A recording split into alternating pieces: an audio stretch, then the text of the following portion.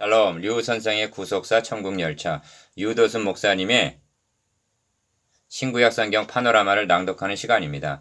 지금은 열왕기하 파노라마 9장입니다. 예후를 들어 아합 집을 심판하시는 하나님. 9장은 오래 참으시고 기다리시던 하나님께서 예후를 들어 아합 집을 심판하시는 내용입니다. 그토록 오래 참으시며 권고하시던 하나님의 심판이 기어코 아합 집에 임하게 되는데 9장에는 여호와의 말씀이 6번이나 3절, 6절, 12절, 26절, 26절, 36절 강조되어 있는데 말씀하신 대로 되었다는 점을 나타내고 있습니다.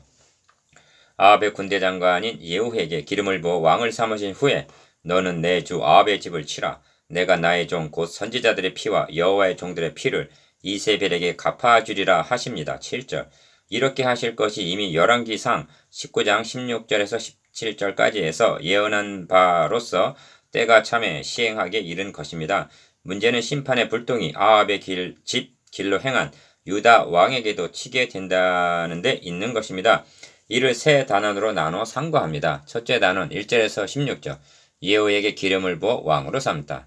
둘째 단원 17절에서 29절 요람에게 성취된 여호와의 말씀. 셋째 단원 30절에서 37절 이세벨에게 성취된 여호와의 말씀.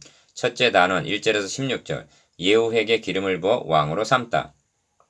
선지자 엘리사가 제자 중 한 사람에게 기름병을 가지고 길르앗 라못으로 가서 예후에게 기름을 부으면서 여호와의 말씀이 내가 너에게 기름을 부어 이스라엘 왕으로 삼노라 하셨느니라 하고 도망하되 지체하지 말지니라 하고 지시합니다. 1절에서 3절 기름을 붓고 도망을 치라 함은 이 일이 반역하는 혁명적인 일이기 때문입니다. 선지자 엘리사는 늙은 자기 대신 젊은 제자를 길르앗 라못으로 보내어 아람군과 대치하고 있는 군대 장관 예후에게 기름을 부어 왕을 삼게 하라는 하나님의 명령을 수행하게 했던 것입니다. 본 단원에는 이스라엘 왕으로 삼노라는 말이 3번, 3절, 6절, 12절 이것이 여호와의 말씀이라는 점이 3번, 3절, 6절, 12절 강조되어 있습니다. 하나님께서는 예후를 아합 집을 심판하실 진노의 막대교 그 손의 몽둥이로 이사야서 10장 5절 삼으신 것입니다. 예후는 다른 군대 장관들이 그 미친 자가 무슨 까닭으로 그대에게 왔더냐고 11절 묻는 말에 그가 이리 내게 말하여 이르기를 여호와의 말씀이 내가 너에게 기름을 부어 이스라엘 왕으로 삼는다 하셨다 하더라고 진상을 말해줍니다. 12절 그러자 무리가 각각 자기의 옷을 급히 가져다가 섬돌이 곧 예후의 밑에 깔고 나팔을 불며 이르되 예후는 왕이라 고 13절 즉 반역으로 여기지 않고 왕으로 추대했다는 것입니다. 이처럼 뜻이 모아지게 된 것은 너의 어머니 이세벨의 음행과 술수가 이렇게 많으니 어찌 평안이 있으랴 한 대로 22절 아합 집의 죄악이 포화 상태에 이르렀기 때문이요 하나님께서 심판하시기로 작정을 하셨기 때문입니다. 하나님께서는 아브라함에게 그의 자손들이 이방에서 계기되어 400년 동안 고초를 겪다가 가나안 땅으로 돌아오게 될 것을 말씀하시면서 이는 아모리 족속 가나안의 대표적인 족속의 죄악이 아직 가득 차지 아니함이니라고 말씀하셨는데 창세기 15장 16절 아합 집의 죄악이 가득 차게 되자 예고하신 대로 심판을 시행하신 것입니다. 예후가 병거를 타고 이스라엘로 가니 요람 왕은 싸움에서 부상당한 몸을 치료하느라 이스라엘에 머물고 있었고 8장 29절 유다 왕 아하시아가 문병차 그곳에 와 있었다는 것입니다. 16절 그리하여 요람과 아하시아가 함께 예후에게 죽임을 당하게 되는 것입니다. 유다 왕 아하시아가 요람과 함께 싸우러 길르앗 라못으로 가지 않았다면 8장 28절 또한 문병하기 위하여 예루살렘에서 사마리아로 내려가지 않았다면 예후의 심판의 칼에 함께 죽음을 당하지는 않았을 것입니다.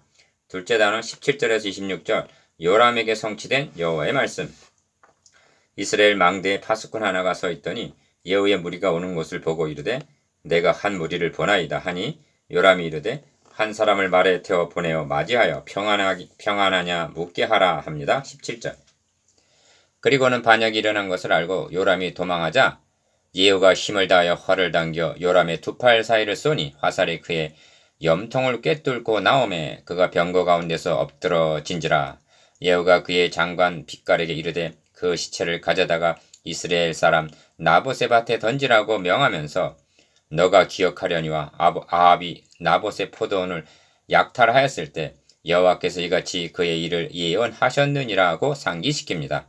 24절에서 25절 상반절. 예후는 아합이 나봇이 죽었다는 말을 듣고 포도원을 취하러 그리로 내려갈 때 빛깔과 함께 아합을 수행했는데 그때 엘리야로 하심 내가 어제 나봇의 피와 그의 아들들의 피를 분명히 보았노라.